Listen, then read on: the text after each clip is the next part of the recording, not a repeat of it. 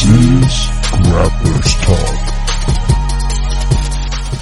What is up, fans of Grapplers Talk? This is Dave coming at you with another episode each and every week. Thank you to all of the fans for downloading, listening to the podcast. We truly appreciate all the love and support we get out there. And my, oh my, is this a special one. I have been trying to put this podcast together. I have been working on this for a little over a year now. And I am glad to bring the fans two of my favorite people in the world in the same room, all three of us in the same room together. This is an amazing moment. Let's cherish this moment. Let's take it all in.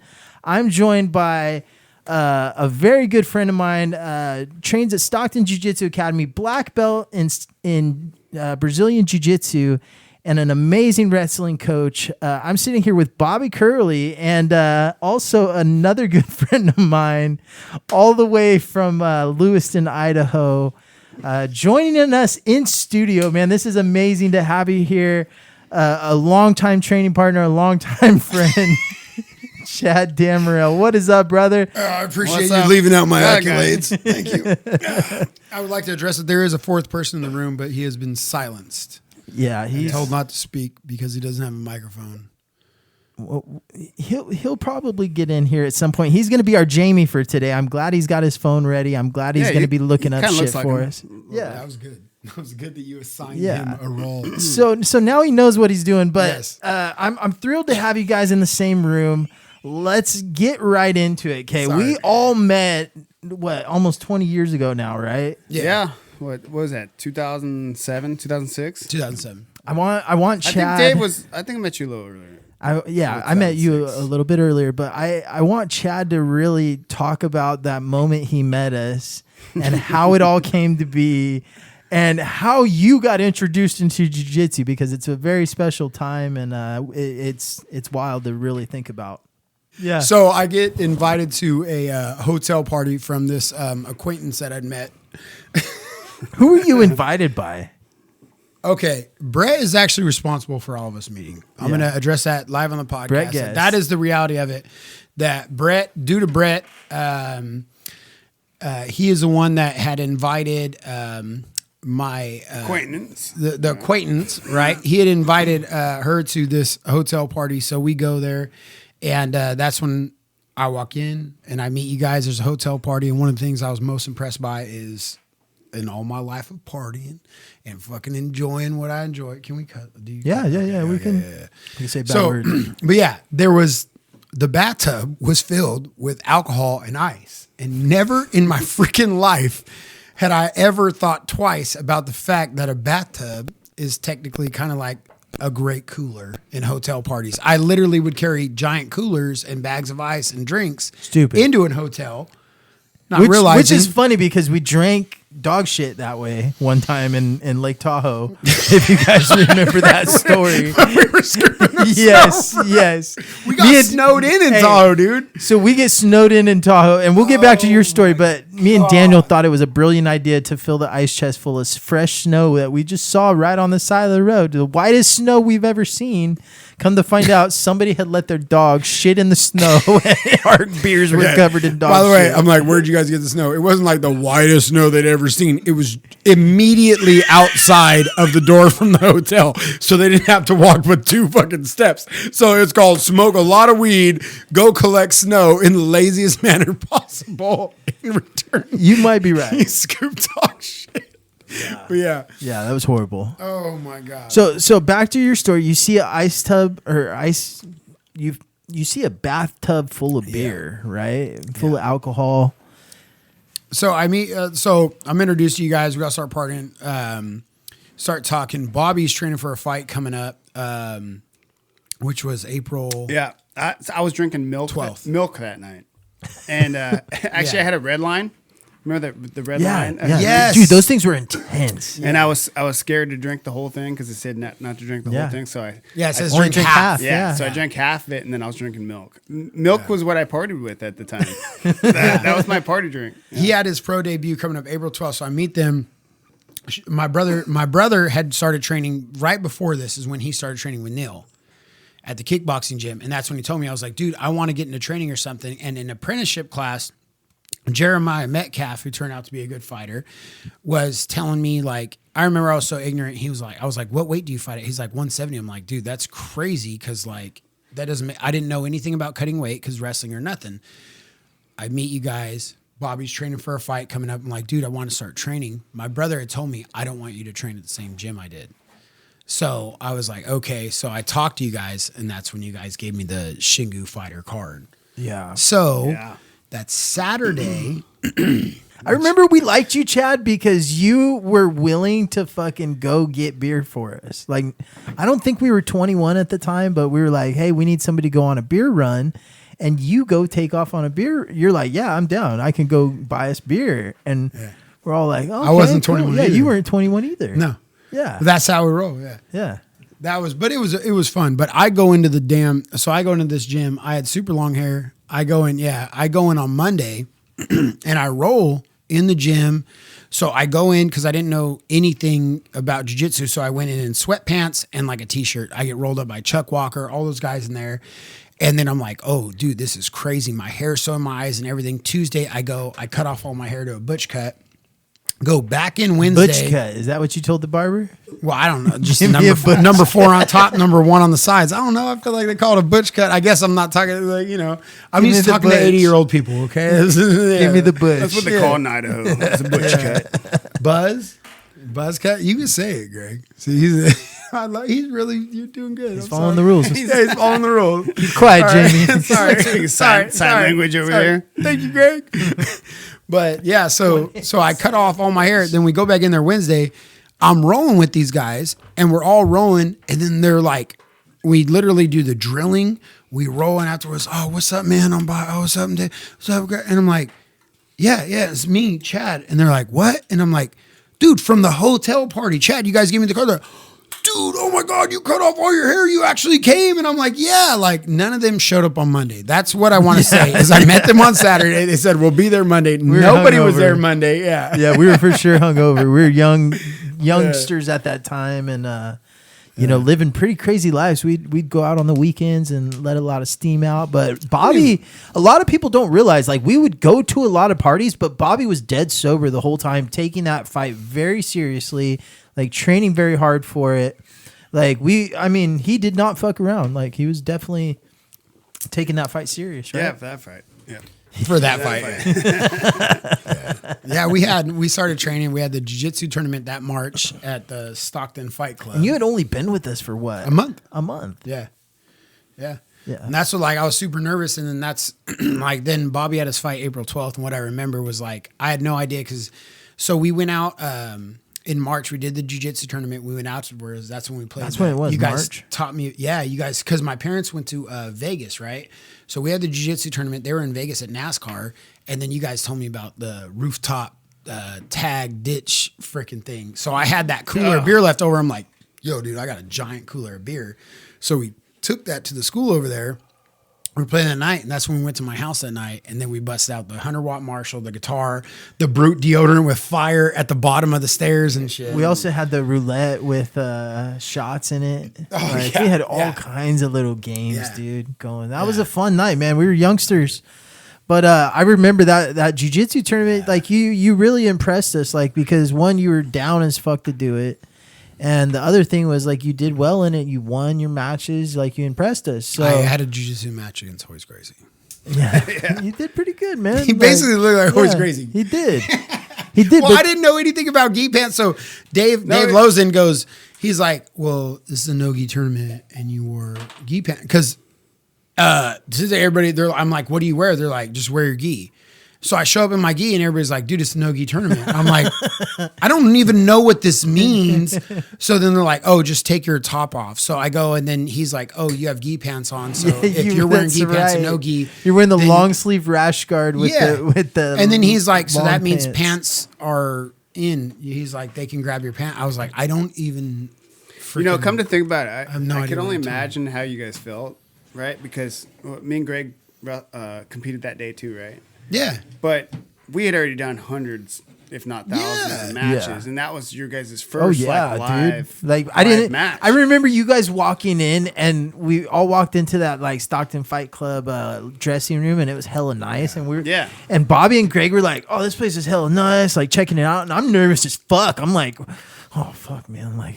Yeah, I'm just like, I don't know what to expect. And these guys were walking in hella calm, like confident. The thing that sucks is like, I wasn't nervous at all that day because I was like meditating like crazy. Yeah. You look like the meditating type. I wasn't, especially at that time. Like before we started partying, like this isn't when we're like super close and shit. So like, I just go into the room and all I'm thinking about is like, I don't think we talked to you really before. No, like the Book of Fire. So literally in my mind, like it was a Kung Fu meditation and Chinese proverbial wisdom. So that's what I'm repeating in my head the entire time. Daniel and Rob went there with me, and Daniel like recorded that match on like a digital 8 little. I have it on one of those. Yeah. That's probably my tape. No, dude, I think you have my tape. I don't know. It doesn't matter. But yeah. But that's what I remember. But like your point, Bobby, I think that's like phenomenal because that's what trips me out about wrestling. Like even now, like when I went in, like when I've been around there, you see like you go into the gyms and you're like the wrestlers are like, it's just it doesnne even matter to them. It's true, but at the same time, like some of the guys that started later on in life, like they have more of a fire to want to keep going. Because it's all fresh to them, so they just want to learn and learn and learn and learn. Yeah. And it's like, if you're more set up in your life and you're ready to do that every day, or a lot of people that do get like addicted to jiu-jitsu now, they're already kind of set in their empty life. nesters, right? Yeah. I mean, like they got their schedule, they got their job, their kids are good, and then they get addicted to jiu-jitsu, and they have the means to do it. Like, But us at 19 years old back in the day, like early 2000s, dude, we were all at that time. That was like Ultimate Fighter 1, 2, and 3. It was like February. Dude. I think it was February 6, 2007 was the first day that I walked in. February 6, 2007. I know that it was the first Monday of February 2007 is when I went in, and then the ones after. Yeah, and we had already been hanging out and training for a while before that. So. Yeah. So like, I do tell people like when they say like, oh, is it too late to start doing jiu-jitsu or grappling or anything like that? And I'm like, honestly, no, because you're gonna progress faster than we did because we were, fucking off too much, or distracted by life or going off to college or doing whatever. It was like, at least for me, like I know, like I always felt bad for like.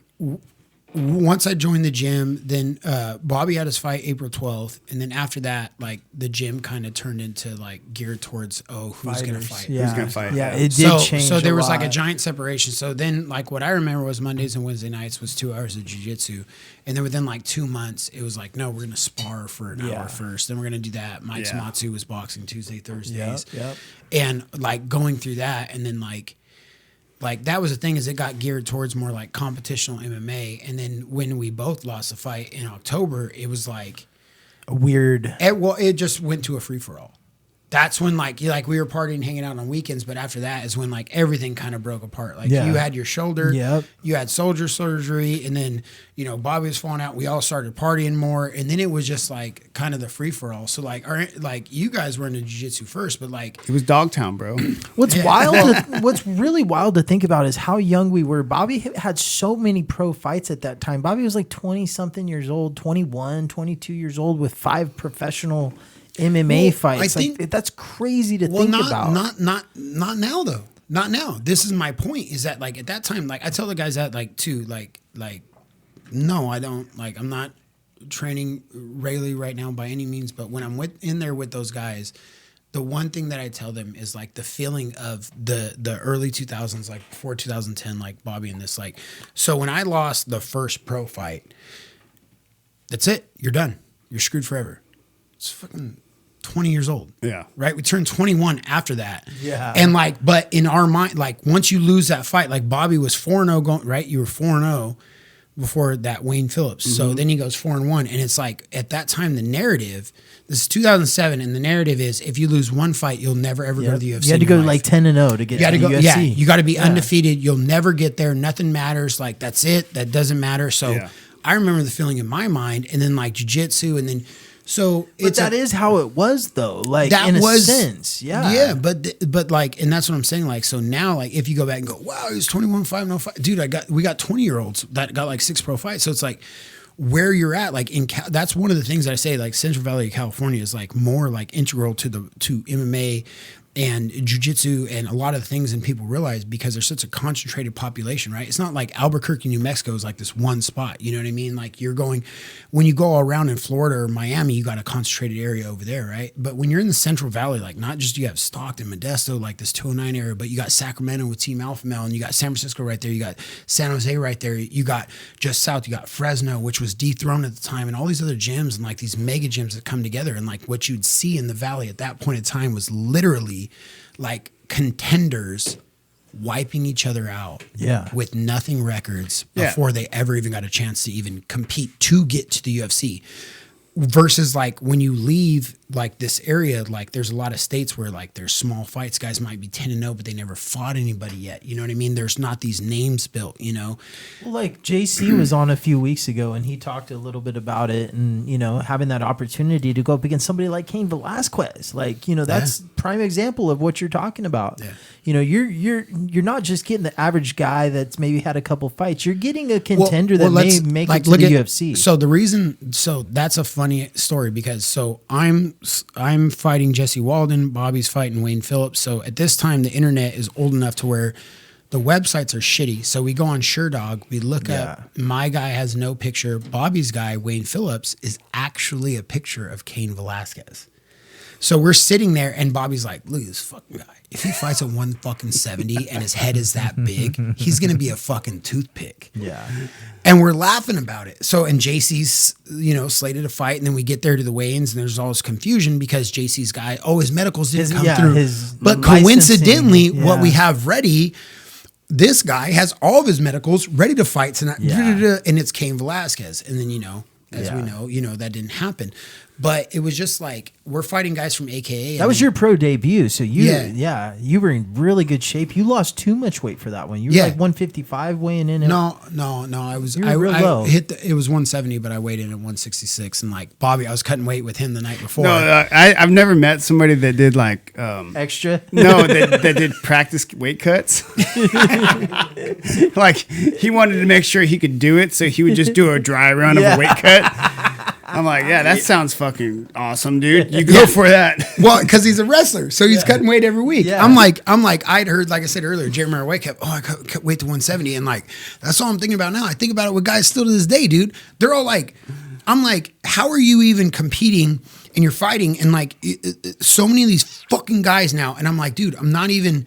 There's all these guys that are pros that are past me, even in our gyms. Like I'm like, God, you guys are far, but they're not fucking practicing weight cutting. They're not trying to refine all that. There's all these things that they're not trying to refine.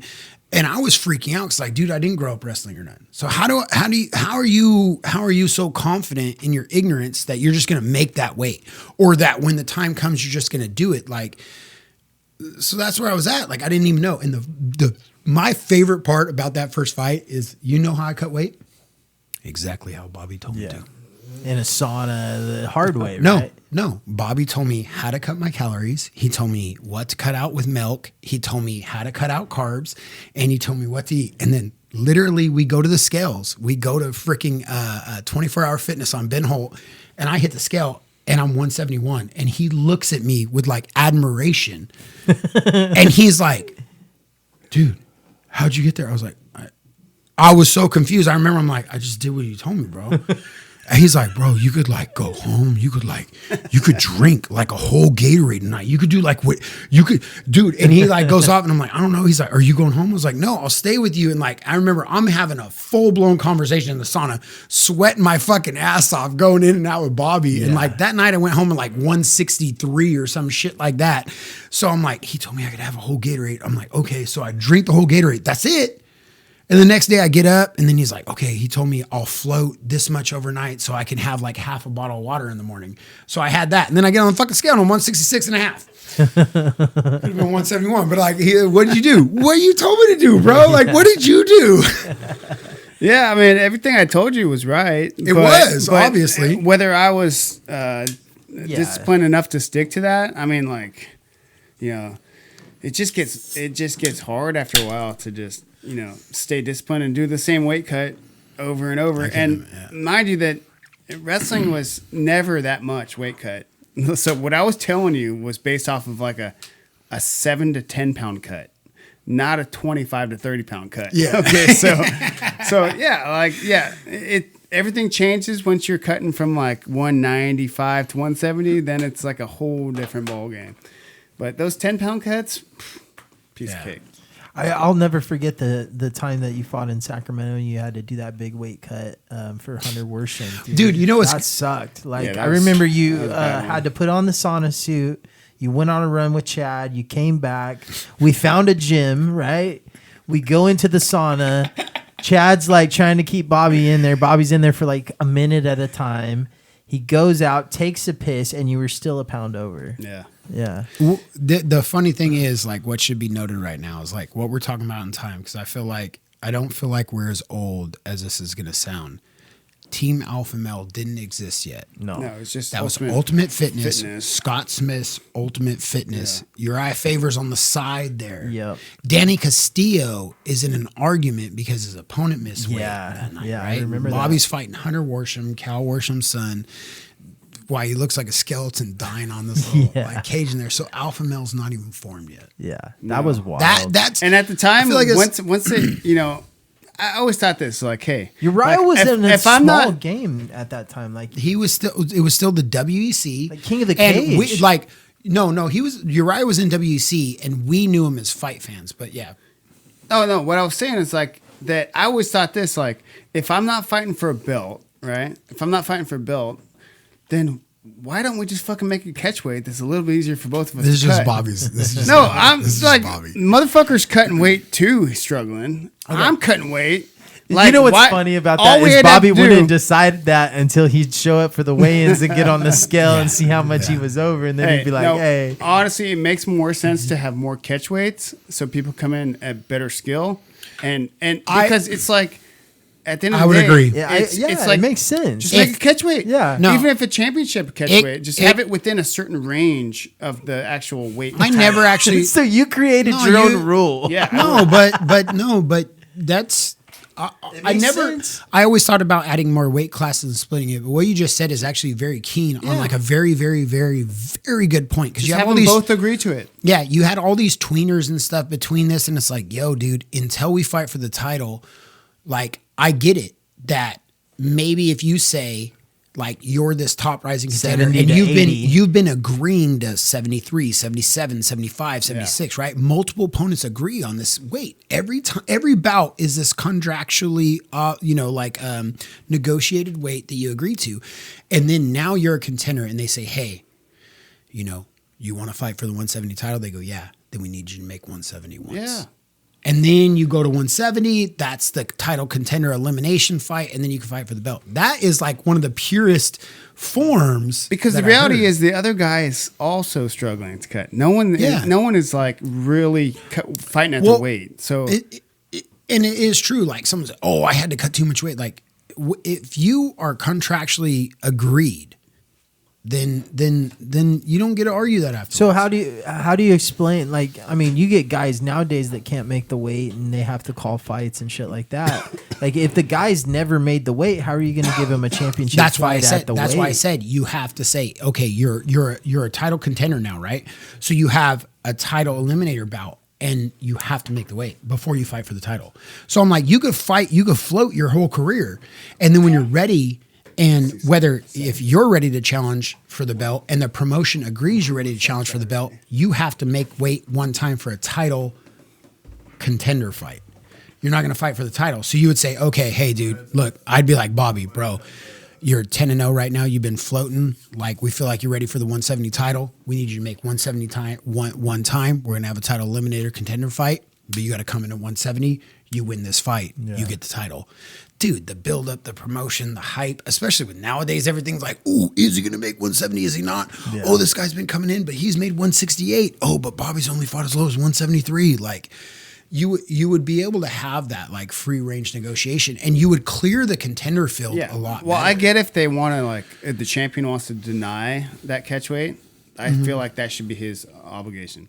But like his right to deny. Well, the champion would be of the weight, like you said, though. Right. That's So what I feel let's say like, it's a welterweight, 170-pound championship, right? Mm-hmm. And the rule is that they can do a catch weight from like 170 to like 185, right? Yeah. And so the contender comes in. He's like, "Hey, I really want to do a catch weight at 178," and the champion has the right to say, "No, we're gonna go down to 170," or "Okay, maybe 174."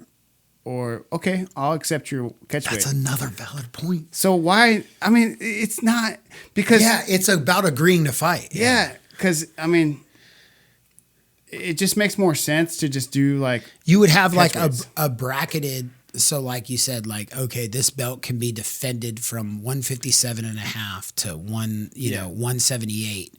Any catch weight within that, like we're going to defend within that zone. Right. And once we exit that zone, I think it would help with a lot of injuries. A lot of like, it would increase the value of the fights. I think the fights would be better. I think the training camps would be better. Think of the drama that would be. They're like, last time he defended the belt at 174, but perhaps going to 176 was just too much. Like there's, it's really good. It's because weight classes are too big. Weight classes are too much. Like, yeah. Oh, dude, especially in MMA. Yeah. You go 170 to 185. It's insane. It's crazy. So like you're like, and this is what I try to like. So you can do mathematic like principles on like the lower weights when they say how much weight they're cutting, right? Like 135, 145, 155. Now you go to 15 pounds, 170. Now you go 15 pounds, 185. Now you go 20 pounds, 205. Now you go 60 pounds at 265.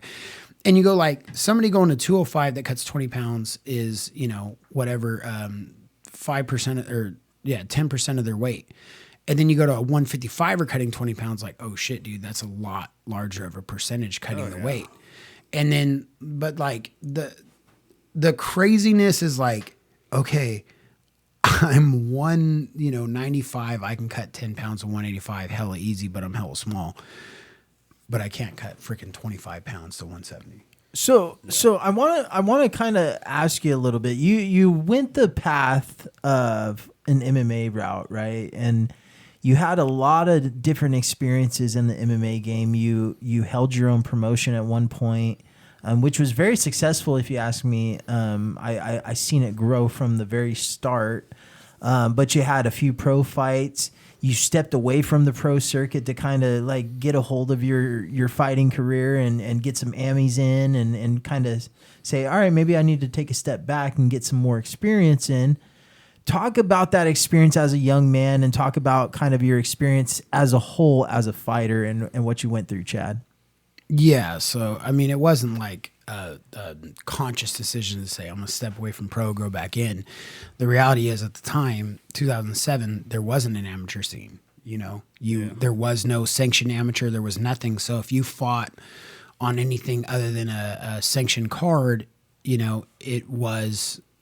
like everything was pro, or it was like what they called underground. Downtown Stockton. Yeah. So like, but I mean like there was even a point in time, if people remember, like at Sherdog and stuff like this, to where they tried to contest during that era, if you fought at a casino, which was not a state, Indian casinos. Yeah. If you fought at an Indian casino that was not a state sanctioned fight, they would try to remove that from your Sherdog record to say, oh, that's not pro. So this is the time that we're fighting. So I go there, I freeze. Like, that's just what it was. Like, I wasn't a competitor. Like, I'll always say, like, Bobby's one of the best competitors I've ever seen in my life. Even when he came up to corner me that fight 2019, I'll never forget, because he comes up, he's like, one thing about it, you own the fucking center. And I remember, and I'm like, God damn, dude, I wish I could turn it on the way Bobby does. Just the moment he shows up, like, he knows whether it's wrestling, whether it's this, whether it's that. When Bobby shows up, he knows how to turn it on, and it doesn't matter. And that's like one of the most valid things that for anybody out there, like, you can be the most talented person in the world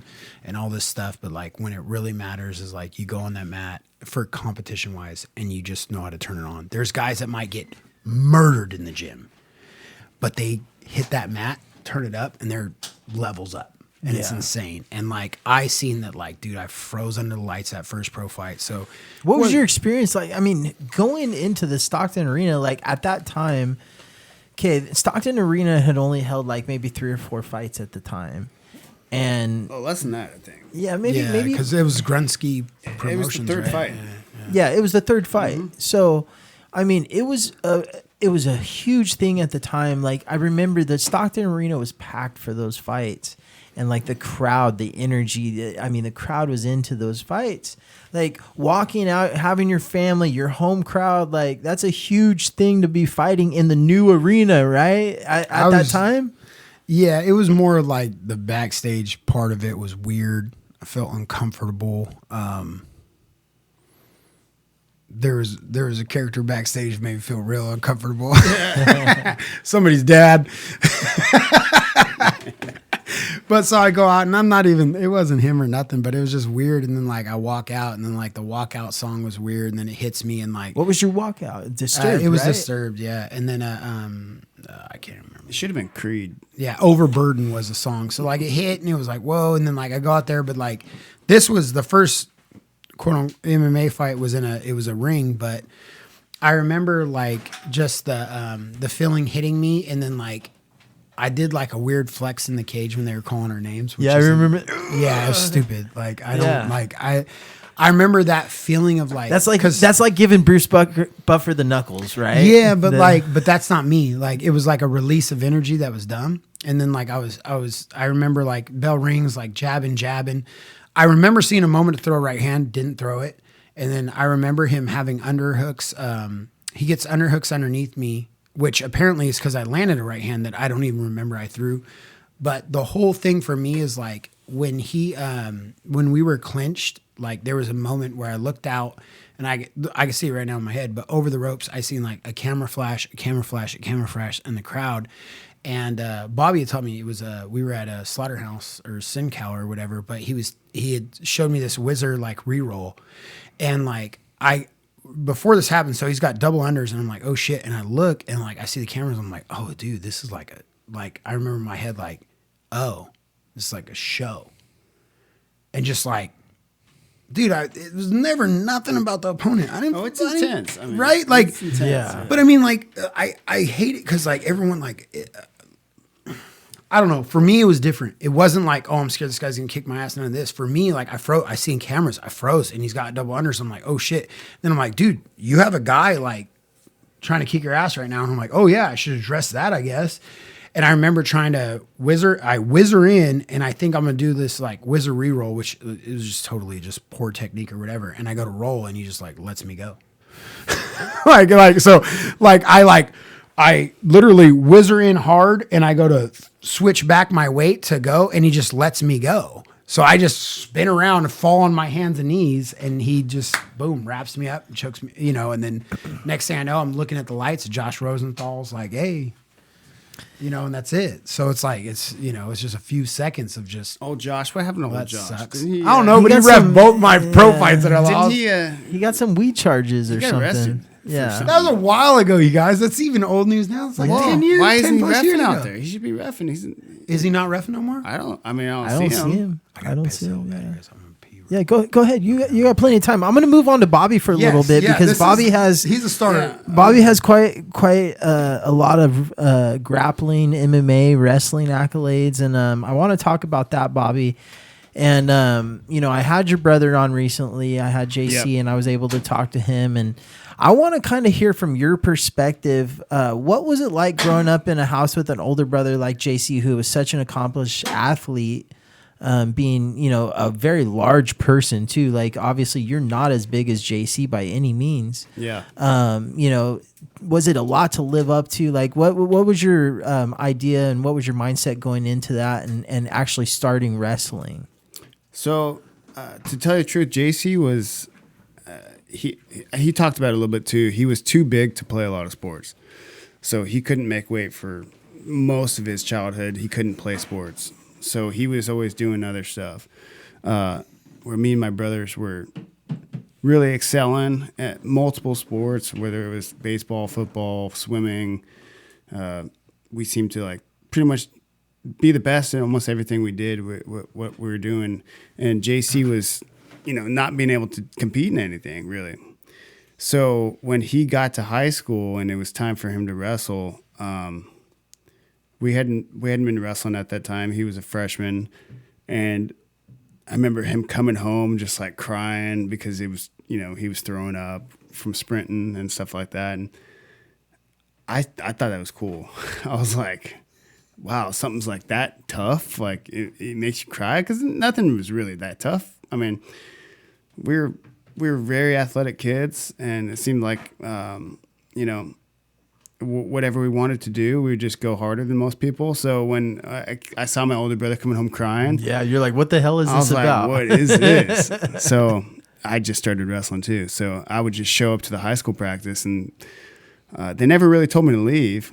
I just started wrestling. I literally just start stretching with the kids. I never talked to the coaches, nothing. I just started showing up. That's your style, Yeah, Bobby. I just started showing up, and then next thing I'm I don't know, 70, 80 pounds maybe, and I'm just kind of wrestling with the 103 pounders and getting the better with them in 6th grade. And then Were you like picking up the moves and the everything that the coach was laying out there? Or yeah, what? that's the thing about me, when and it still is, and this is why I love coaching, is because when I respect somebody, especially a coach, like a wrestling coach, like I'm gonna hear everything they say, every single thing.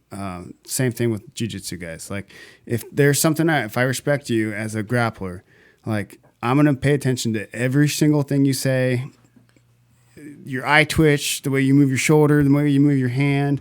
It's just, that's the kind of stuff that I know makes a difference in moves. It's not like the overall big picture. It's all the little tiny details. So when I started wrestling and I look around the room, and you're the youngest kid in the room, and you're not supposed to be there because you're not in high school. Yeah. You better be like paying attention.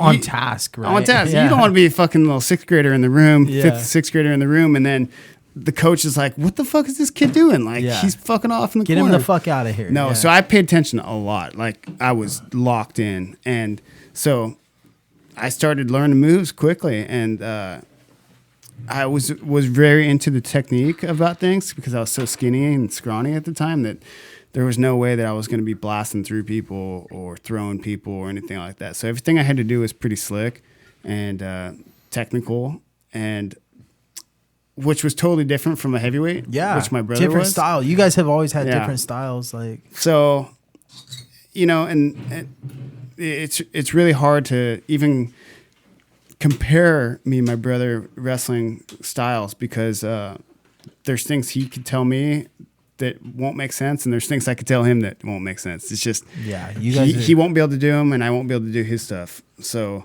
yeah. Different body types completely. Like, yeah, but watching him, definitely watching him struggle and like cry and throw up.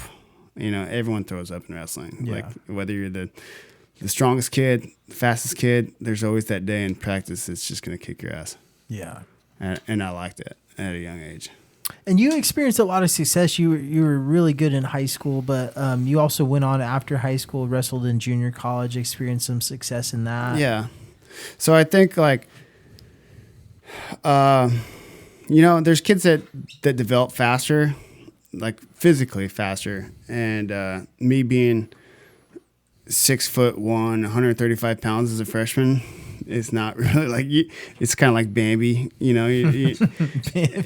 comparing yourself to a 5'4" kid who's been 5'4" since he was in 3rd grade, or muscular, very well under their feet. Yeah. It's different for kids that just don't develop as early, and so I had to learn more moves, right, like that kind of stuff. So I didn't think I really started peaking until after high school. Yeah. I did well in high school.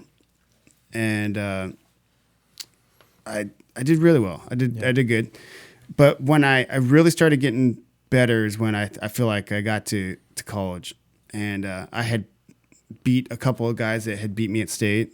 Yeah. I came back and teched this kid that beat me at state. So what happened in the state match that the reason you lost, and then you come back and how'd you get the rematch with him, or how'd that work out? So it was my 3rd match at state, and he was wrestling from, I think, Bella Vista. I think that's what high school he went to. strong redhead. Redheads are always strong. If you ever see in wrestling or in grappling, if you ever see a dorky looking kid in the corner who's wearing jeans, just know that kid's gonna bring it hard. Okay. So he comes out, and I think he beat me like 5'4" at state, and then I saw him in college, and I teched him, and so that was like one of those big turning moments in my life where I was like, okay. And he placed at state. I mean, he did. I think he got like third at state. So, and when I teched him in college, it was like, okay, that felt good. And then, I just kept getting a little bit better in college. And do you feel it was the coaching, or what do you feel like it was? I think it was just my body was developing more. Like I started off at 135 pounds my freshman year, and I wrestled 189s as a senior. So most kids that do like really well in high school wrestle within a weight class of their same weight every year.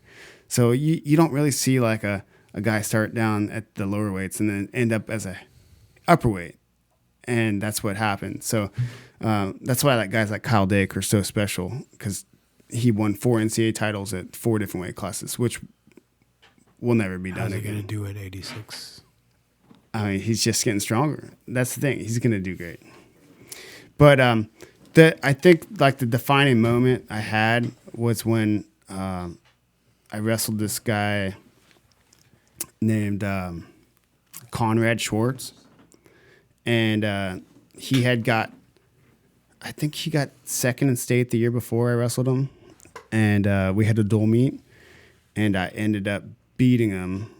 He was at 174 pounds. I was wrestling at 84s. I went down to wrestle him at 74s because I only weighed like 175. So I went down, and I haven't beaten him. And then he ended up winning the state championship that year. So it was just developing at a different age for me, I think. Yeah.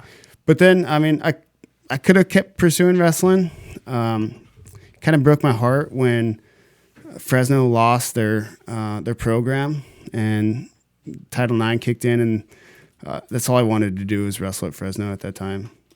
So when Fresno lost their program, I was like, well, I don't know what I'm going to do now. And then, long story short, MMA looked pretty fun. So yeah.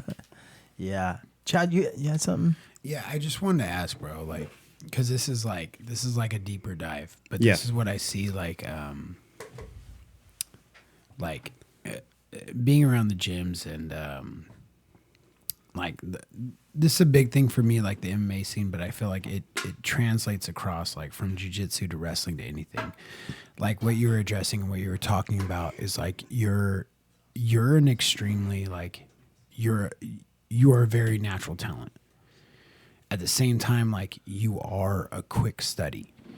And we talk about a lot the basics, like how much you studied basics and stuff. But there were certain points where like, even with MMA, where you were like, there was a certain point where, bro, you were way more talented than how hard you worked. Sure. Yeah. And at that time, like, I'm not attacking you in that regard. No. I get what you're saying. So, but it's talking. I always say this, like, when like certain people would say, "Man, like you're talented, you're so athletic." I say, "Yeah, I was," but I was also running like multiple miles a day, lifting firewood, wrestling with my brothers every day, like going hard, racing every day in the streets. Like, so this is what I'm getting at. Lots and lots of work. There's so much of the youth that's competing, and this is what I'm saying is that we see Instagram, we see social media, and we see all these things that exist now that really like they're birthed after like we're exiting our true competition like upbringing or anything of the sort.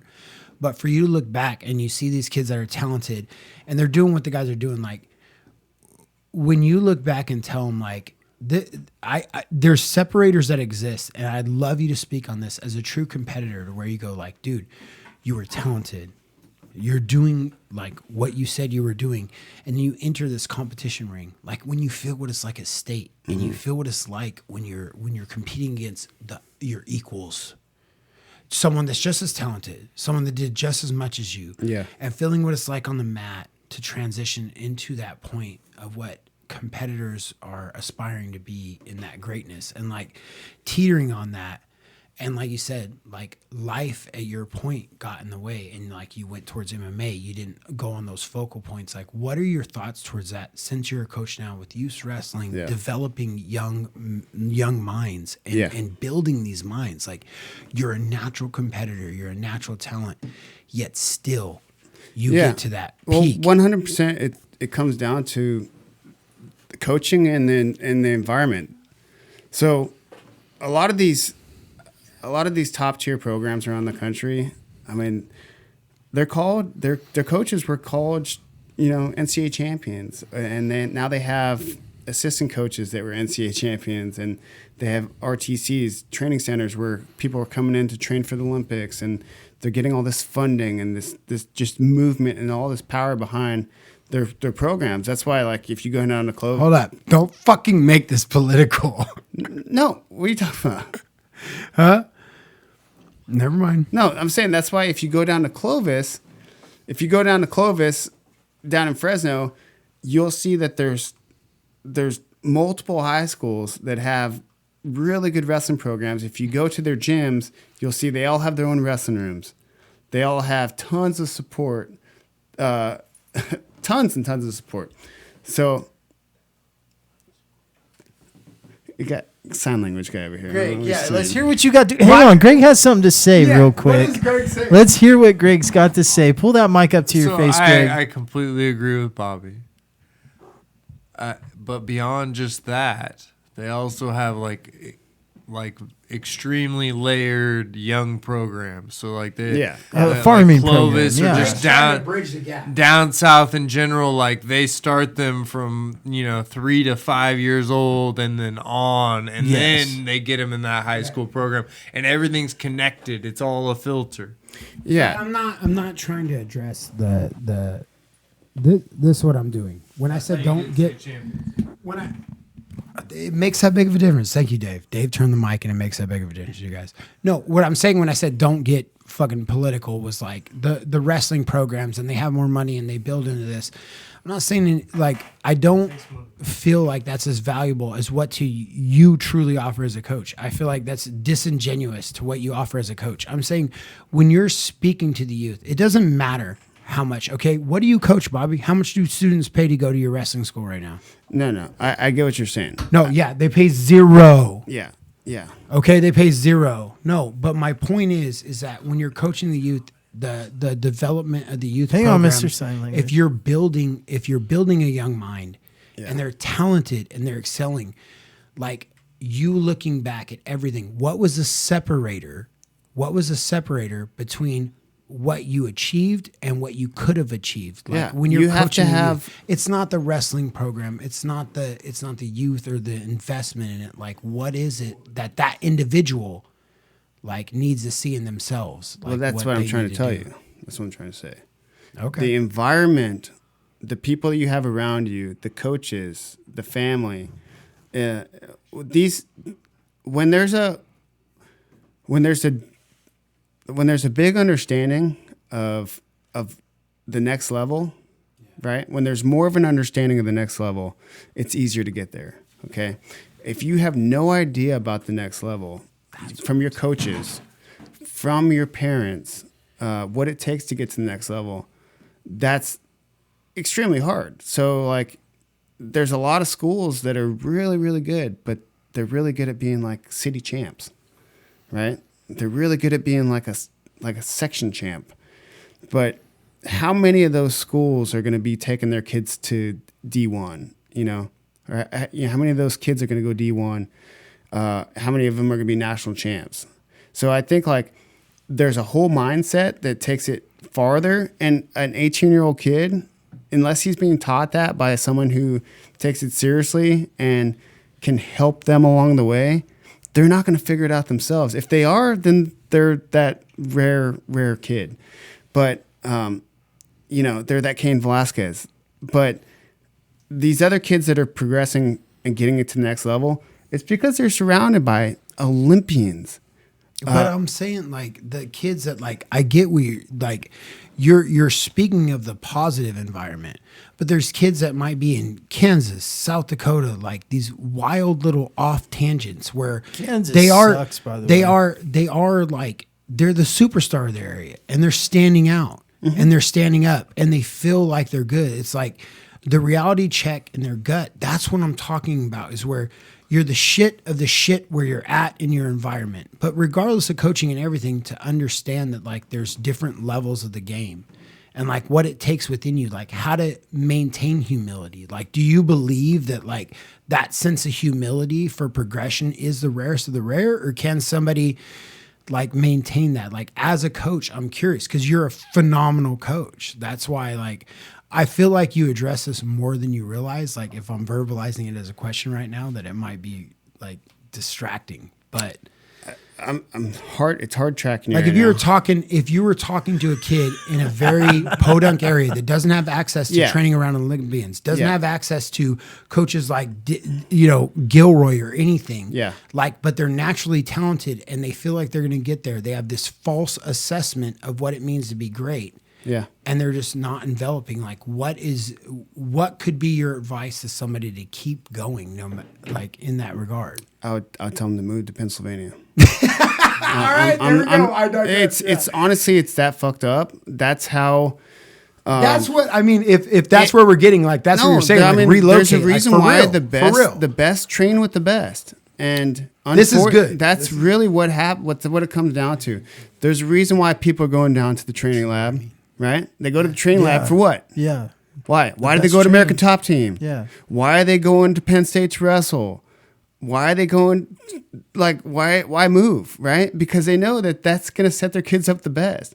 And to bring that powerhouse against a kid in Kansas that has a coach that never wrestled past high school, that doesn't know anything, it's hard. Prime example, if you look at the jiu-jitsu side of it, like the Rotolo's mother, like, if you look into their, like, history, she drove them around. She drove to AOJ, or I mean, she drove them all over the place, dude, to get the best jiu-jitsu there was, and invested money into mats for the garage and this and all these extra seminars to make them what they are. It's because there's literally fucking magic secrets, like, like John Danaher, right? Like, he's teaching secrets that are just known by people that are that good. Yeah. And you got to get there. Like, So you got to get there. I'm so glad you said that, because that's the biggest link that I think that, like, as a witness, I'll say, as an objective, like, perspective, like, looking in on people's lives where they see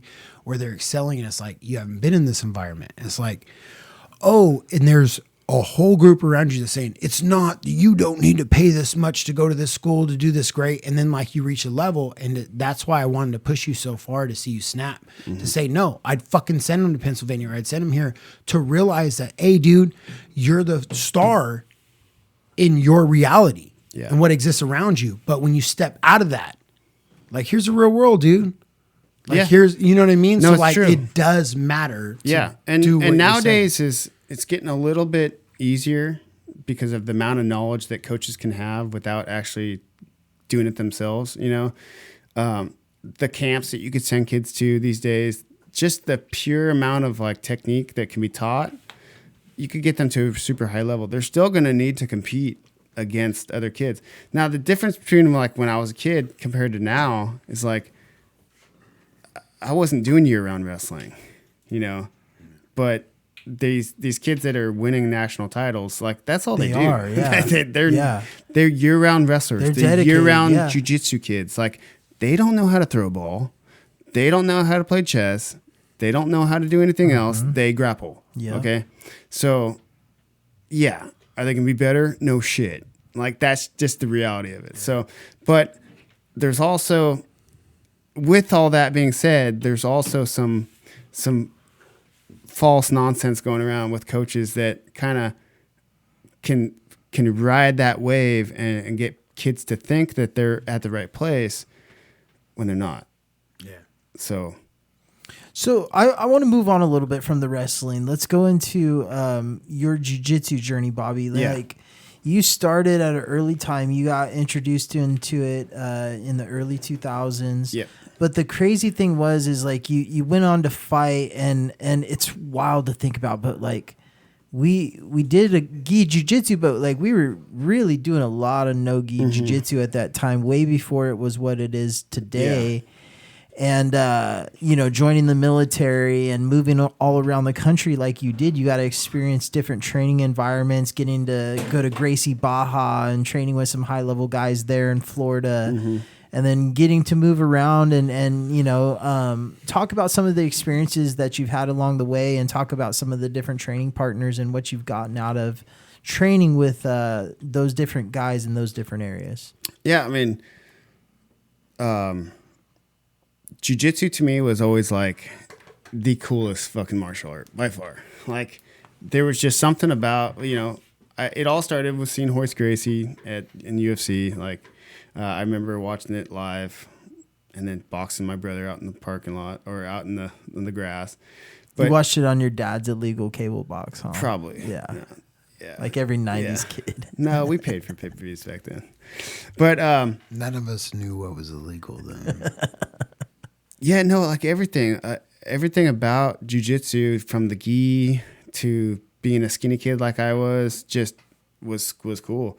Plus, using moves to choke people out and not having to like be super strong, like beat them up kind of thing was cool to me. So, started doing jiu-jitsu back in like 2004 ish, and it was just kind of to supplement my wrestling.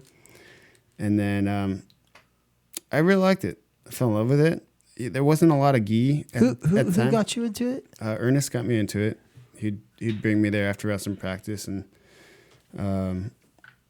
work out down there. And I liked it a lot. Didn't know what it meant to do it at the time. I think everyone 100% it was always used for fighting. Like, that's why people did jiu-jitsu. Yeah, they didn't self-defense. No one did jiu-jitsu just to do jiu-jitsu. It was to fight. So, and you fought no-gi. So that's how we did jiu-jitsu. Now, I think I finally put a gi on in like 2005-ish. Yeah. 2005, 2006. And then I was like, oh, this is pretty cool. Now I could grab them and do more moves and stuff like that. So immediately I was like trying to figure out how can I do like the coolest moves ever, like somersault passes and like, lasso guard. I was doing tons of lasso guard back then. Yeah, there wasn't all the names for it back then. We used to play around with a lot of this newer stuff that's out there. I'm choking you with my belt or your belt. Oh, yeah, dude. That was Bobby's favorite. Yeah, the lapel chokes that were there. We were always inventing new stuff with it, and nowadays everything has a name. It's wild. But he would dominate somebody, strip their belt from them. It was like his favorite throw it to move. the side. He'd get there. He'd throw it back. to the side. First, he threw it to the You side. did it to Salas all the time. He would throw it to the side. But the funny thing is, he'd throw it to the side and then like gradually work his way back towards it. Like, I'm going to strip you of your belt. And like, first I throw it to the side. Then I need to work you back towards your belt so I can choke you. So I think that was the difference between wrestling. Like, wrestling was always so military style. Wrestling was always so strict. Like, you did everything hard the way you wanted. There was no fun in it. Like, if it was fun winning, but like practice and live rolls and wrestling, it was like hard. You're kicking ass. Like, it doesn't feel good to get cross-faced all the time. It doesn't feel good to have to suck in a leg on a double. Nothing about it was fun. But jiu-jitsu was like, oh, dude, this is like a bag of tricks. I can play around. So literally, I've never done jiu-jitsu and not had fun. Yeah. Like, it is so fun to me, and I do it to you guys all the time. Like, I'm laughing, talking shit the whole time. Mm-hmm. Like, I just think it's fun. There's so many tricks you could use. And so like pulling a trick off on somebody is my favorite part about jiu-jitsu. It's not like overpowering them like in wrestling. It's just like how can I trick you real quick? You know, I remember that Stockton Fight Club tournament, and Bobby and I were like drilling inside the ring and inside the cage, and Bobby's like, "Hey, we're gonna drill some flashy shit just to show everyone." So we're over there doing like standing rolling kimuras and into arm bars and doing some crazy shit, and it was just to show off a little bit, before the match. Yeah. So I got into jiu-jitsu through Ernest. And Sensei Eric, and down at Gracie Jiu-Jitsu of Stockton. That's what I was told it was called. It was Gracie Jiu-Jitsu of Stockton.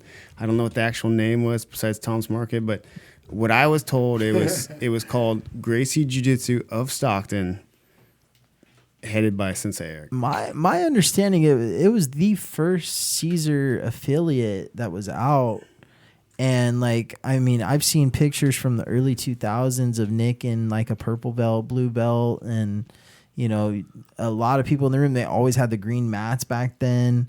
It predates my time with them, but yeah, it was a very very tough gym. Hard to find, like a room full of killers in there. Yeah, it was awesome. So I was with Shingu for a while, and then did some MMA. It's hard to tell what I did after that. Went to Andres after that. It kind of got there was a lapse in time. Yeah, there was a big lapse. Yeah,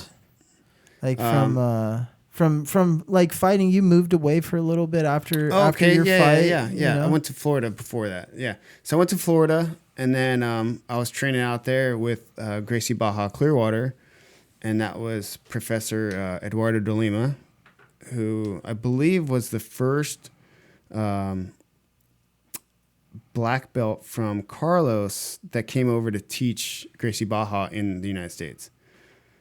Carlos Gracie Jr. Yeah. So Eduardo de Lima, absolute maniac stud, like just really, really awesome coach, but as strict Gracie diet guy like I've ever seen. Like he had to have a coconut every day. He had to have acai, like no drinking.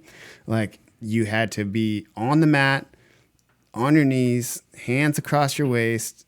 10 minutes. Gracie Baja has 10 the minutes rules, before right? he shows up. Yeah. You got to tie your belt like not facing the mat. Right? Yeah. If you were late, he just wouldn't let you come on the mat. Like, yeah. And that's when I met AJ there. So knowing Bobby Curley, like you probably showed up late more than a few times. No, at the time, like I needed it. So like I was working on the beach, like as a parasail mate and boat driver. So I was like just outside all day long. And so when I would get to jiu-jitsu, I was so ready to roll. Yeah. But I'll tell you, that's the first time like I had to roll with like sunburns. and in my that's no joke. In my thick Gracie Baja gi, competition gi, which is as rough of a gi as you could ever find. Yeah. Rolling with sunburns is terrible. So, but that's when AJ Agazarm was a brown belt, and he was just getting his black belt and just starting to compete. Like he was doing big in the competition. Yeah, scene he was at just that time. competing, and I would roll with him quite a bit, and that's when I learned he wrestled at Ohio State and that kind of stuff. And did you have a good experience with him in the room? Yeah, I mean, I always thought it was weird that he kind of tried to talk like he was Portuguese. Like he kind of talks with the dialect. Oh yeah. But come to think of it, he spoke fluent Portuguese, and he was training in Brazil a lot, and he was like pretty much best friends with Eduardo de Lima, and then he was just going back and forth to LA to trade with Gracie Baja.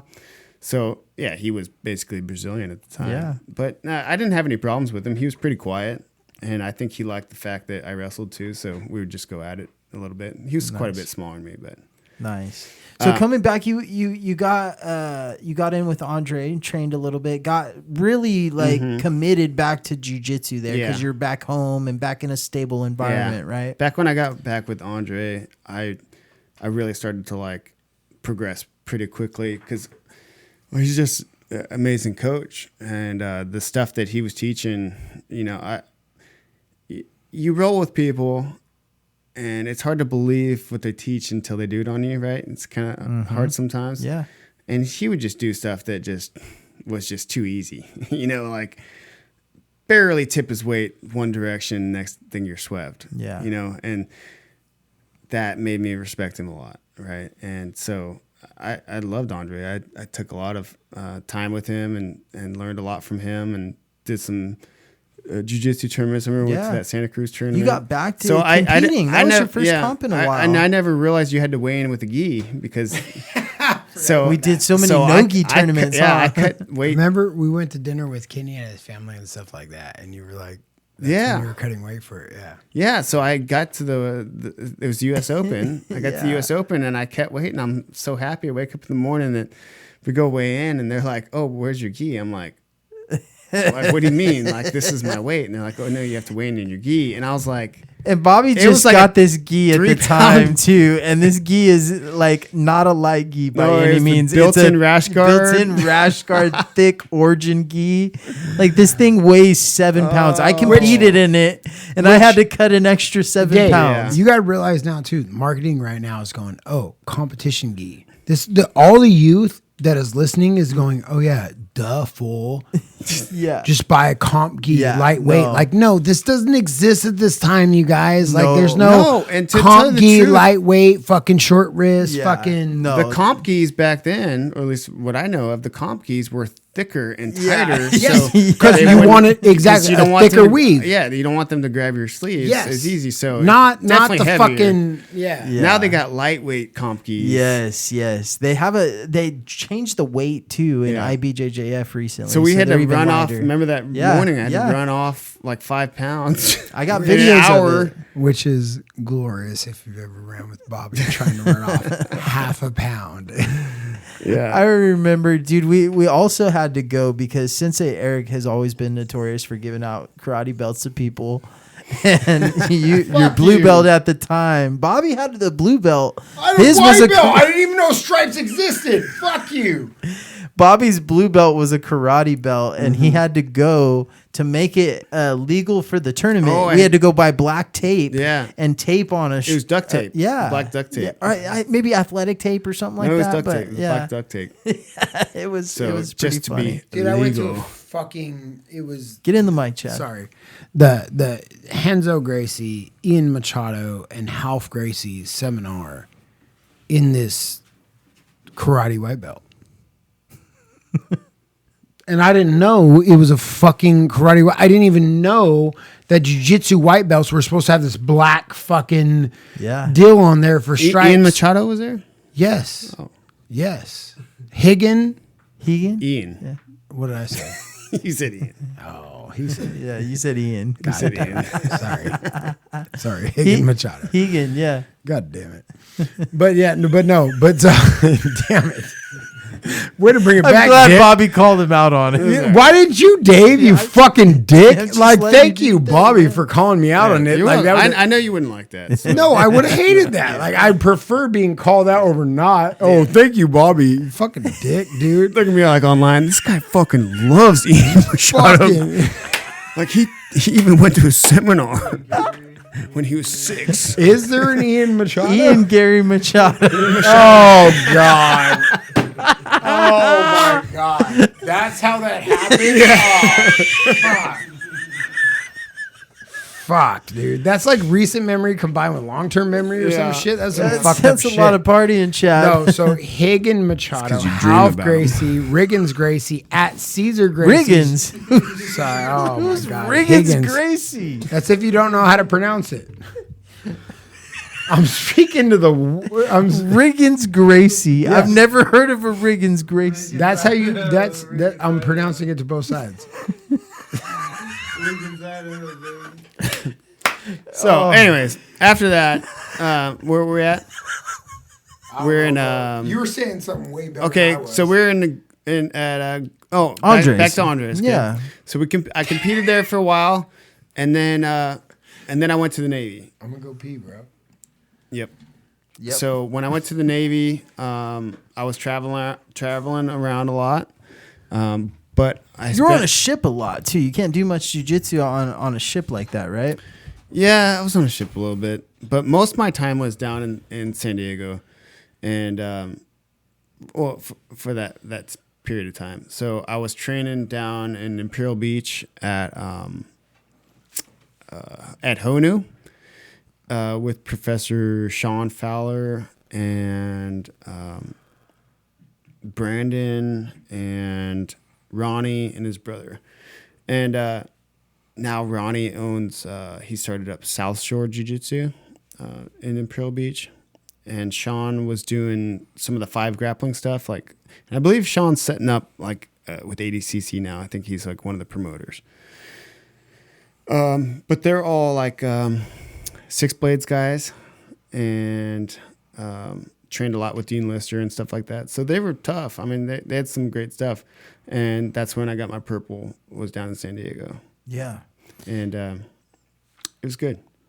So, I mean, it's tough to like, you know, go into a different room or a different, I mean, obviously a different area of you know, training or whatever you want to look at, but it's different to go when you have rank, right? Like, because they don't know where you're at in your blue belt. They don't know where you're at in your purple belt, you know, and you're going in with rank and you're in the military. So you're moving around all over the place.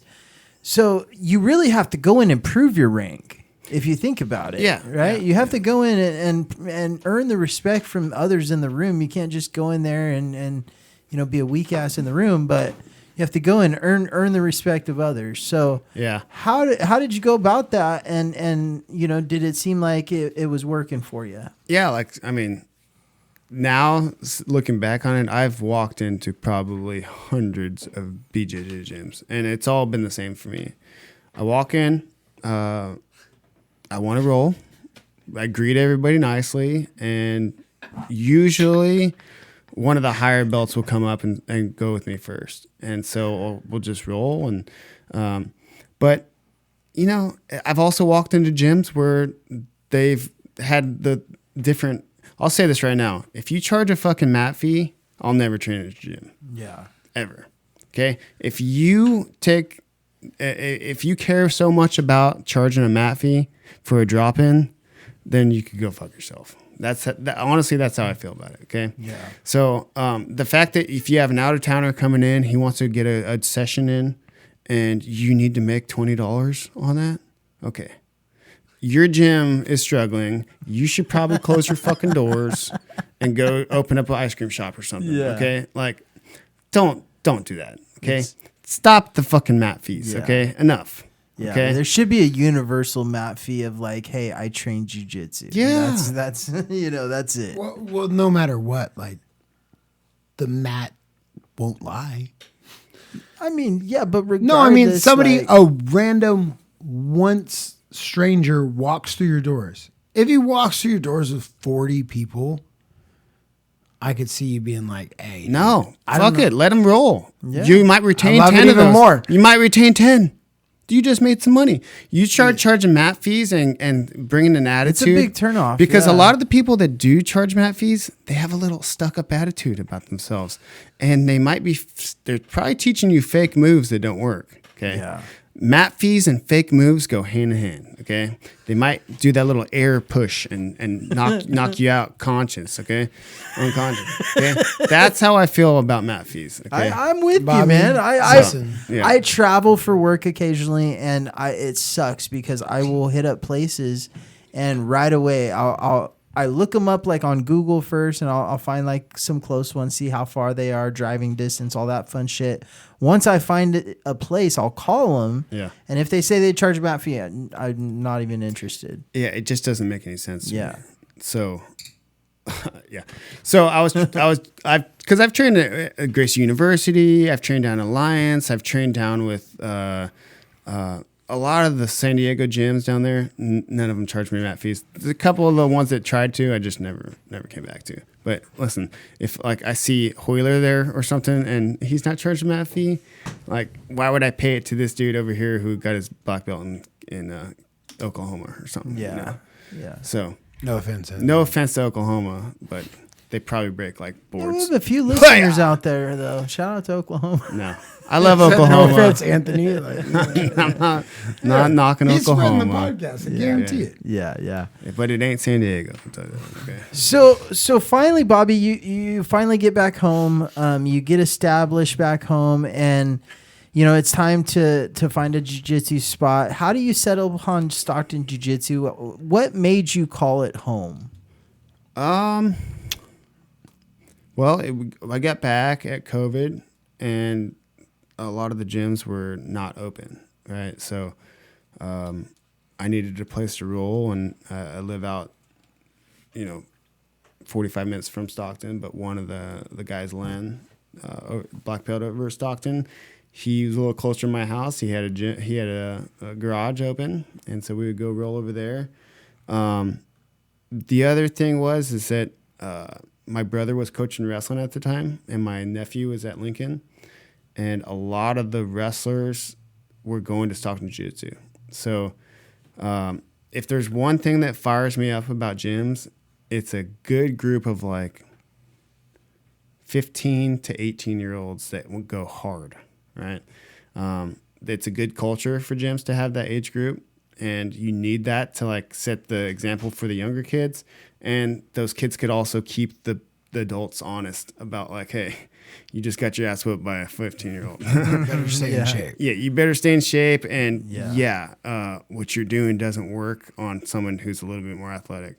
So you got to have that core group of like 15 to 17-year-olds. Like they're going to literally like make your gym somewhere where people want to go. And it just happened to be like 20 wrestlers at that age group that Matthias was one of them. He was still in high school. And so like, it was just, I was like, yeah, this is like my kind of gym. I want to go hard and teach these kids. I see a bunch of 15, 17-year-olds, I'm like, I could teach them some sick ass tricks, So yeah, that's what made me stick. Yeah. So, and I got to train with my brother every day. So right. That's good. And getting your brother back into it, and having you guys both in the training room. I mean, it's been years since you guys were together in the same jiu-jitsu room, getting to have those fun rolls and getting to compete a little bit, because I talked to JC, he says you guys do roll a little bit different. I know I've talked to you over the years, and it is a little bit different rolling with your brother, right? Yeah, he won't tell you about the times that I've like caught him in triangles, right? And he did try to get out. Yeah, right? He won't tell you about that. But JC, if you're listening, he says you just use a boring strong man's Kimura, and it's annoying. And I never said boring at all. He said boring, and he said it's just pathetic that he never learns any new moves. That's what he said. Absolutely not. He never used the word pathetic. Absolutely not. He was definitely good with different synonyms. But Chad has challenged you multiple times, and he's ready to go right now.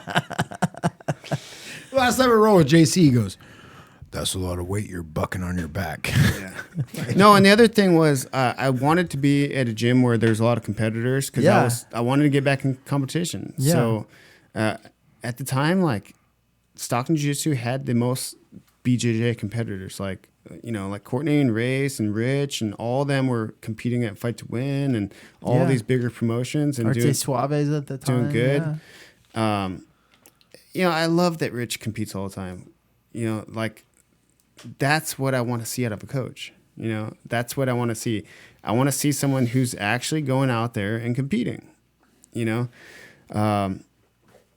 shows too. Yeah. Like the dude, when he grabs a guillotine on me, like he has probably the toughest guillotine of anyone I've ever felt. Yeah. Like, I don't know how he does it. He just gets your neck and he just won't let go. But yeah.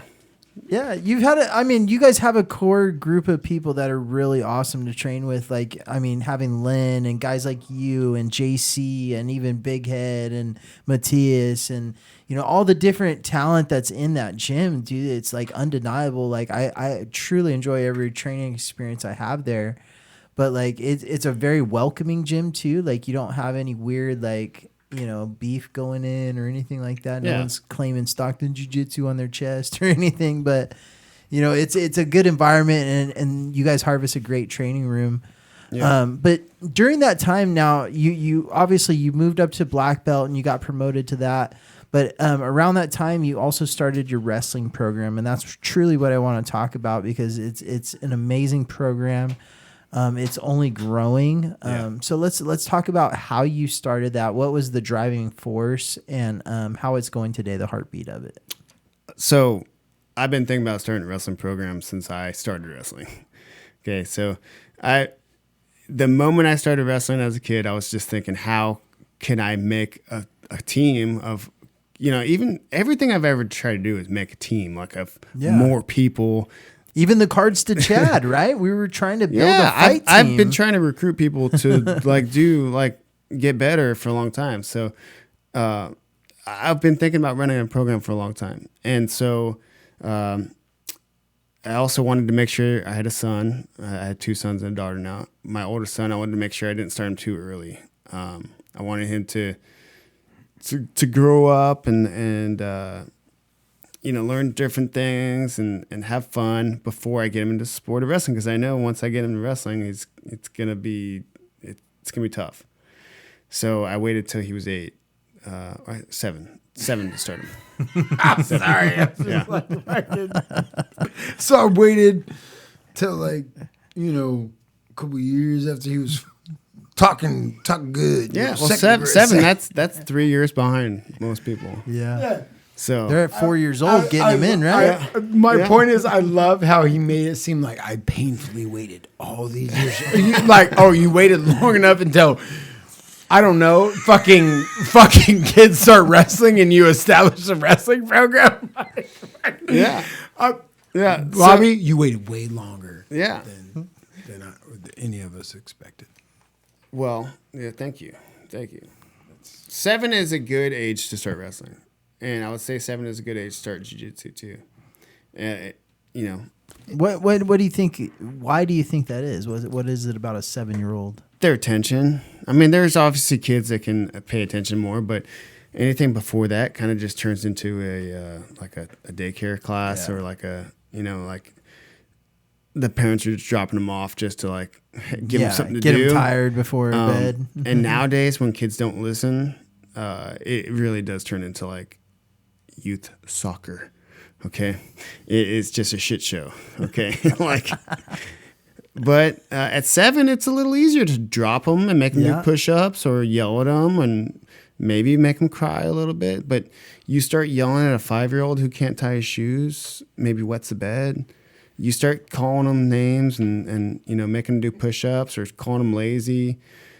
That's why. There's no point. Okay, they're too young. But getting into 7, 8, 9, 10, now they could start taking little life lessons with them. So we started the Lions Wrestling Club. Attacked my autistic son. What? And his youth soccer program. No, I attacked the youth soccer moms, the coaches. The way I said that in my head versus the way that came across the mic sounded way worse. No, I mean, I've felt the same way about soccer forever. It's it's not a sport that your kid's going to grow up to be a great person. He's not going to save someone out of a fire. It's true. Why Dave doesn't have it on the podcast. I didn't mean to. It's true though. Is he going to break down this is Grapplers talk. There's a fire. I'm going to go save that kid. That's not going to be a soccer player. They're going to be make sure I move my car. It's going to catch on fire. So that's funny. It's true. Yeah, it's very true though. But there is a difference though. You're running a program where kids are progressing. You got state champions. You got some really good wrestlers out there. Yeah. But you're pretty strict on it. You're not gonna just allow kids to come in to have a babysitting program. You want these kids to get good at wrestling. Yeah, this next season we're actually having cuts. So we're gonna make cuts. Is that because the program's too big? No. I don't think programs can be too big, and I think coaches. There's a lot of coaches that say they need to have separate. If you have cuts, then a program can't be too big. Yes, yeah, that's a good point. Yeah, makes sense. That's what I think. I think you grew so big to where you're like, we're gonna have cuts. I was just saying like that was. Sorry, Well, I didn't mean I've it, been having but, cuts like, the whole time. Now it's just gonna be official. That's what I'm saying. Like, Yeah. you're announcing it. So like, yeah. like So like, if kids are not willing to be disciplined and listen to the coaches, then they can go home and try it next year. okay, I'm gonna step in here for a second to just state that like I think what you're mentioning right now is very important because what you just said could be misconstrued, and I know 100%. I know who you are, and it's not. It's not that if kids are undisciplined, they can be cut and they can be thrown out. The reality is, if parents are not able to regulate themselves and control their children, then your child might be removed from the program. So the reality is I know you as a person. Oh, it's the parents. Yes. Is what you're saying. Yes. Yes. It's yeah. Because I know that you have dealt with even children that might be irregulated. Mm-hmm. But if the parents are in control of their child and they're there Yeah. and they're parenting, like, now you'll now invest cuts, the energy. Cuts. Here's the other thing. Cuts can't be within like the first week. You have to let a cut develop. You have to give the kids a chance to be disciplined for the first time in their whole life. Let them go through a little bit of adversity. Let them try to become a different kid. See that there's other kids that are trying hard and maybe they want to be a part of that. If they don't, Well, it's then like the that's NFL. when the cuts come in. The NFL has developed that in their training. It's the same camps. thing. Yeah. Same thing. Yeah. They practice squad. Eventually, they make the team. But I just want to, like, as listening to it, I feel like, there's like, there's a dissection between those two. Like, you're like, yeah, it cuts. Like, the kid don't cut it. And people are like, what the fuck are you talking about? You just talking about your son being 7. It's like, nah, dude. It's like, if you go in there and like kids are in there, for example, you've built this wrestling program. You've done very well with the wrestling program. Yeah. And you have a 7-year-old kid coming in there that's screaming like, oh, you guys are all shadow ghosts. And he's running around the mat and like, there's never been a parent that regulates it. And you've tried for a week after week. And it's like, yo, I'm going to cut this kid. There's no parent regulation. There's no ability for me to regulate the kid. Like, Yeah, but it also goes both ways. It could be underperforming, meaning that they're just not meant to be a wrestler, and that's okay. That's the reality. We like all grew not up in that everyone generation. Yeah, and that's the thing. Like I want to give kids like the confidence to know that they're doing the right thing in their life. Like, hey, you're 5'2", your dad's 5'2", you probably shouldn't be playing basketball, buddy. so Like, So going back, I what you're saying right now, what would be the point of like a travel league? well, a travel. I know what you're getting at. Yeah. A travel league, it's How do those start? well, parents are done. It's just like taking your kid to Pennsylvania when they're wrestling in Kansas. Okay, they want Full to be circle. they want to be around bigger kids, or better kids. I'm sorry, and so our wrestling club right now, we have 2 D1 wrestlers as coaches. Coach Wolf, Coach Davis. Coach Wolf wrestled at Cal Poly. Coach Davis wrestled at Davis. 2 people that I looked up to wrestling. We have two or three other amazing coaches that are just on the program. I've had other coaches come out trying to help, and I just didn't like their style, and I asked them kindly to not come back. What we focus on is technique that works at the higher levels in life, not at the lower levels. So we teach like long-term moves, really like long-term styles. Every kid has a different style, but I don't care if my kids lose matches right now. I don't care if they're state champions right now. I don't care if they're state champions when they're in 7th grade. I want them to be national champions their senior year so they make it to college. And there's a whole blueprint of doing this. Like there's literally the greatest minds in wrestling, Askren and Wrestling Mindset, and some of these other coaches that have literally seen it. There's a reason why Askren's kids are killing every other club in the nation right now, making it to college. You're creating your own farm league. Yeah, well, it's a cultural thing. Like we're very strict about our stuff. Like our parents do not get out of line. Okay. They don't scrap. Okay. They never will. If they would, I'll kick them off the team. If they ever got mouthy with a referee, I'll kick them off the team. If they ever got mouthy with a coach, they're off the team. Hold on. Yeah. How much am I paying for admission? Nothing. I don't charge anything to my kids. Okay. Our kids wrestle for free. How do you They get their singlets for free. Okay. They get coaching. They get everything that they need donated from the community that's supporting us. Why did you refuse? This is important. Why did you refuse to accept an admission for your wrestling program? An admission fee. Yeah, because wrestling is a gentleman's sport for everybody. Okay, if we didn't have mats, I would still run the club on the grass. You know, we don't need anything. We just need good coaches and kids to show up and wrestle. So the high school allows us to use the room. Okay, coaches don't get paid anything. Why do we need to have our kids spend a bunch of money to do what? To use a room that we get to use for free? We're a nonprofit, right? We just, there's so many kids that with the amount of sports that they're trying to push on everyone now, kids have to be playing baseball. They have to go into football. They have to play basketball. They swim. They do all this. And some of these leagues are charging $500 a kid, and they got multiple kids. There's no way I'm gonna let a family not let their kids wrestle because they can't afford it. Period. So, That's know what? Beautiful, man. And so they're coming out. We had 108 kids this year on our wrestling club. 108 as our second year. Like I said, we have the best coaches in the area. We have just absolute studs that are coming out there, and probably one of the biggest girls team too. So, we're just progressing faster than everybody else because our kids want to be there. The kids that don't want to be there, I don't let them come back. Well, that's what I think the beauty is between having no admission fee. Yeah. You show up. There's a few distinguishing factors between the kids wanting to be there and showing up and being talented, the parents being like not parents, whatever it may be.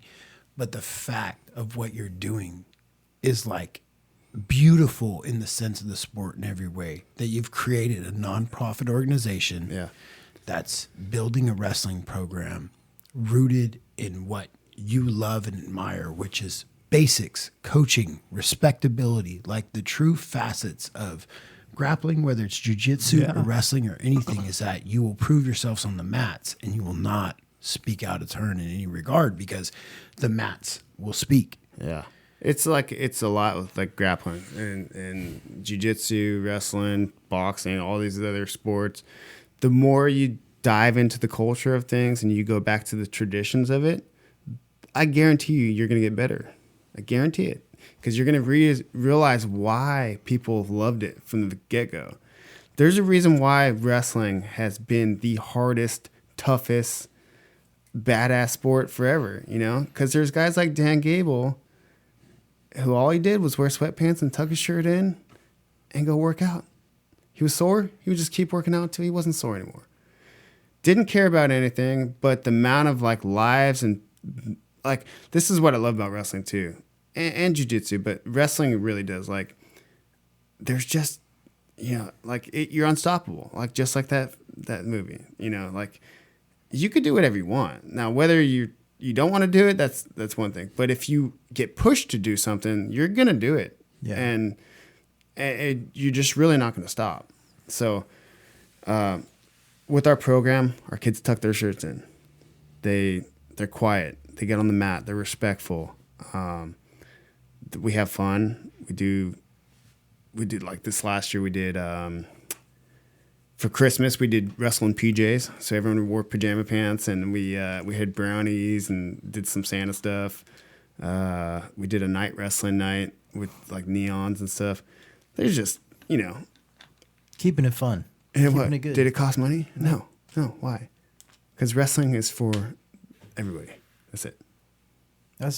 That's beautiful, Bobby. And I definitely am impressed with everything that your program's doing. I've been able to see it grow over the past couple years, and I know, man, you're just going to continue to do great things in our community with that.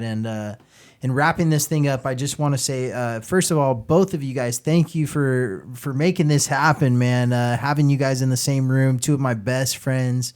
A lot of people don't realize we go back so far. We've been in all of each other's weddings. We've seen all of each other have kids and meet the loves of our lives. And, these are two of my very best friends. And, we're all connected truly through grappling. And, if you think about the whole scheme of things, I talk to a lot of people and the relationships and the connections that jiu-jitsu, wrestling, grappling, all of these arts, make. And it's truly remarkable. And we're lifelong friends now because of, that one night in a hotel room, and Chad having the guts and the courage to show up in that room. And, both of you guys, truly thank you for being on. And I just want to give you both a few minutes. I haven't done it like this before, but Chad, you're all the way from Idaho here in Stockton, California, your hometown. I just want to give you a few minutes to throw a few shout outs to all the guests or all the fans listening, and just take a few minutes, but the floor is yours. Well, the biggest thing I want to say is I love for the friend base that we built, no matter how much we spread out, is what I love is that I'm 1,000 miles away. We've moved away, but we've all maintained contact. The world's small, and no matter where you are, you really feel like what you experience every day in your day-to-day, that's life and that's reality. It's not. Just take a step outside the door. Before the podcast started, we were talking about Bobby traveling in the Navy, Greg being over here, Dave there, all these different experiences and realities that we've had.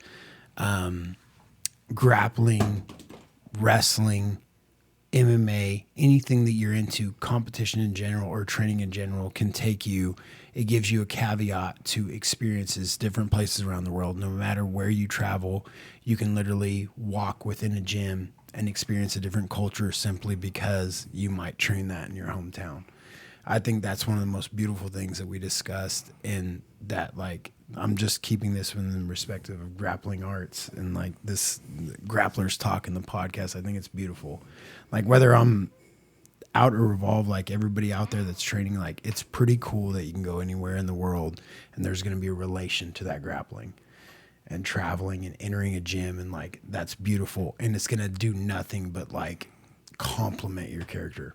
Whether you argue with anything that was said on the podcast or wasn't, it's beautiful. Bobby building a program where we all know that gyms in regard, we have to respect the right to go there and the ability to go there, and that people are out there trying to find a way to raise money to just gift the children. Yeah. And then, I think that everything that's being built around us is pretty fucking cool.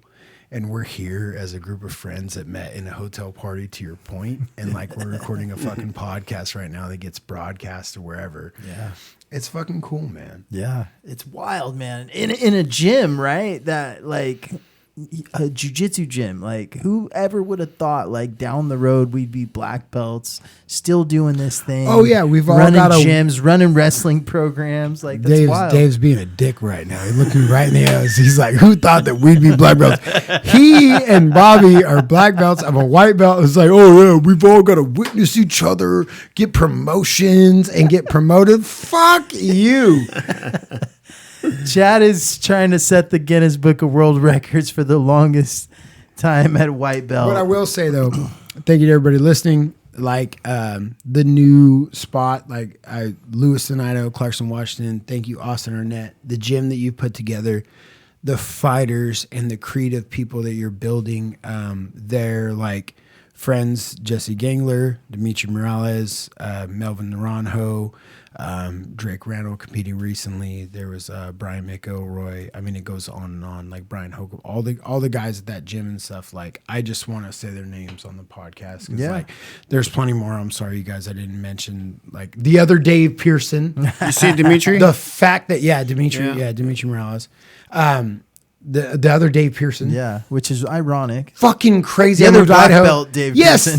Yes. Another 2 Dave Pearson black belts in my life. Crazy. But for those guys up there, you know, it's cool, man. And that's what means a lot. Like everywhere you go, and like to those guys, like the traveling part of it means the world to me. Like you going around with Jay and you traveling in these different gyms, right? Like how much that's meant to you, and building these podcasts and all that stuff like that. Bobby, like through his journey, that's like kind of not addressed, but like, dude, he's in Stockton, then he's in Florida training in Gracie Bar. Like it's not really mentioned, like Biloxi, Mississippi, Alan Belcher, then coming back to Andre, then going up to Seattle. Like the fact that like somehow within him, like the grappling art was always renewed no matter where he went. I think that's like, it's beautiful. It's one of the coolest things that I think there is. Bobby, you've been, a friend of mine for a very long time. I know I can stake claim to, I'm probably one of the only people that have been to every single one of your fights. Yeah. In your corner, My in the brother. hotel room. But I've truly wanted to have you on the podcast for so long, man. You're one of my best friends and best training partners I've ever had. I just want to give you a few minutes to shout out your program, shout out any of your training partners, but take a few minutes. The floor is yours. Yeah. Thanks, guys. I love you both. It's obviously I got to be hard on my friends, right? Especially in grappling. Like I'll never take it easy on you guys, and you guys would never take it easy on me either. So that's just the way it is. But and you never realize how like what your level's at, because you're beating up on your friends, or your friends are beating up on you, and then you might go to another gym and be like, "Oh shit, my friends are tough." Yeah. We're tough. We're tough. Trust me. So no, I like. I'm such in a coaching state now that I'm just like loving it. I still want to compete at black belt. I got my provisional right now, right? So I want to compete in gi. I haven't lost a no gi match in a long time, so I'll maybe do some no gi stuff. Maybe do an ADCC trial or something like that. We'll see. But then I'm also looking at freestyle wrestling too, which looks kind of fun, doing some master stuff. So I don't know, but definitely I'll compete at gi black belt. The other thing is like, I want to, if I could tell people that are like part of gyms or coaches at gyms to hold the kids accountable for learning basics and the culture of gyms still.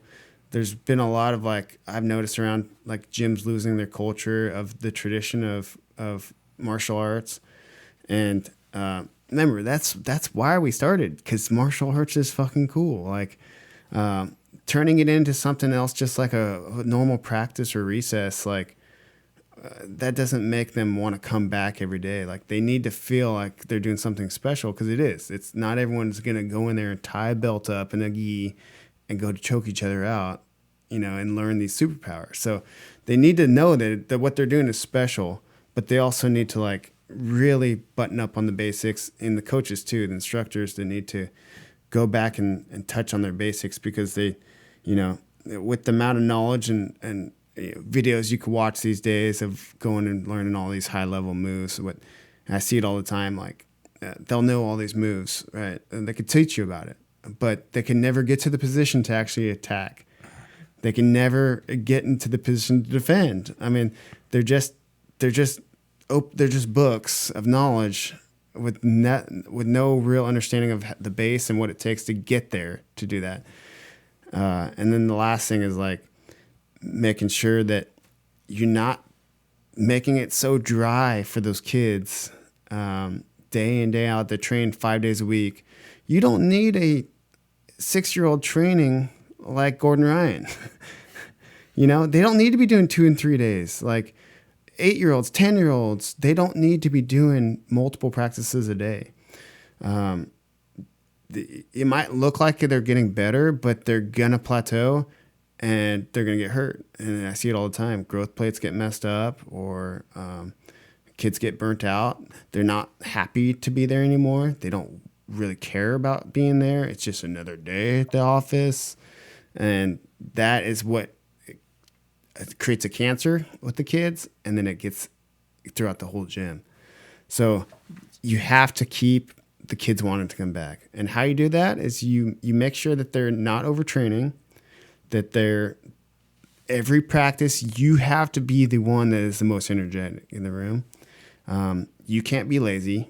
You can't look sloppy and fat. Period. You have to be what they look up to.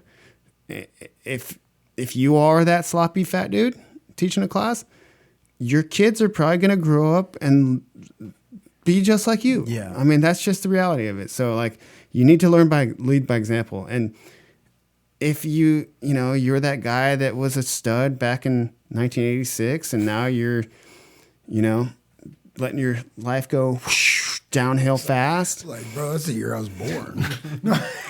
No, what's it all for?